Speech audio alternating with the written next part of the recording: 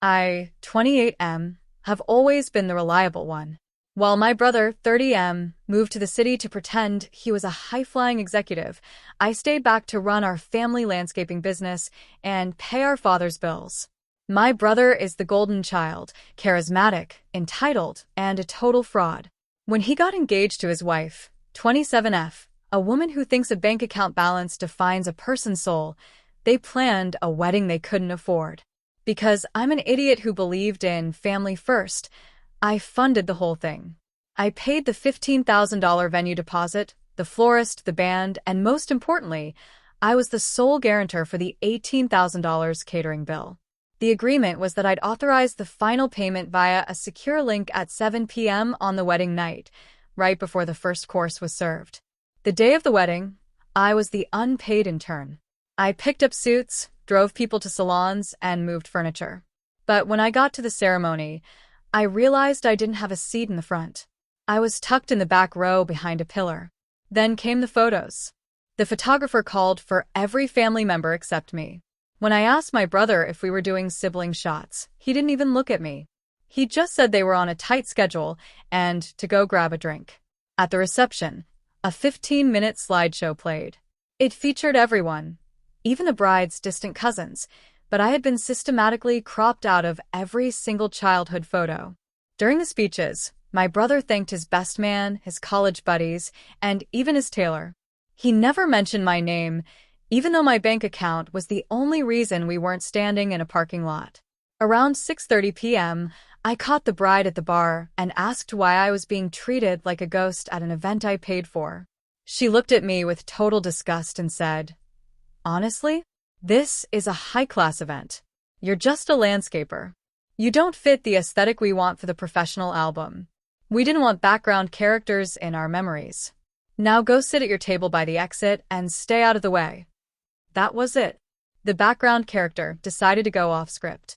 I sat at my table by the kitchen door and checked my phone. It was 6:45 p.m. I opened the catering link.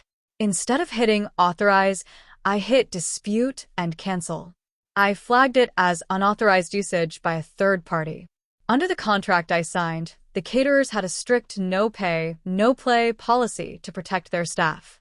At 7 p.m., the music was pumping, but the food wasn't moving. I watched the head caterer walk up to the head table. My brother started demanding his sea base. The caterer told him the payment had been rescinded and that service was stopped. My brother pointed at me and told the caterer to make the help pay. When the caterer approached me, I just raised my water glass. My brother and the bride stormed over, fuming. My brother told me to fix it before he lost his temper. I told him I decided to embrace my role as a background character, and since background characters don't have lines or responsibilities, I wasn't paying for his dinner anymore.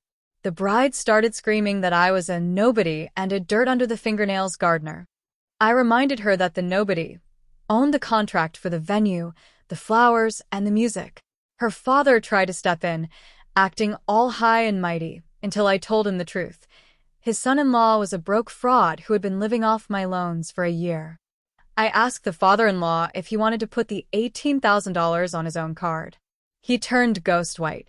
Turns out, they were just as broke as my brother. They just had better outfits. The caterer didn't play around. Within 20 minutes, they were packing up. They pulled the glasses off the tables and the linens off the chairs.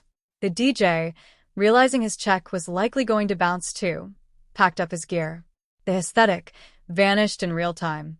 My brother tried to swing at me in the parking lot, but he was drunk and humiliated. He ended up tackling a stack of rental chairs and got detained by the on-site security officer for disorderly conduct. The bride was left standing in the mud, screaming about emotional distress, while her own father drove away in shame because he realized his new son-in-law was a leech. Legally, they tried to come for me, but you can't force someone to give a $40,000 gift, especially when the recipients admitted on camera that they didn't consider the donor family. The catering company actually ended up suing my brother for the cancellation fees and labor costs because he was the one who signed the secondary client worksheet. I've cut the whole lot of them off. I sold the car my brother was driving, it was in the company name, and told my father he can choose between his golden son or having his mortgage paid. My brother and his wife are currently living in a cramped apartment, and her social media has gone silent. I guess background characters are pretty important when they're the ones holding the wallet. If you enjoyed this recipe for disaster, make sure to subscribe so you're always at the table when the karma is served.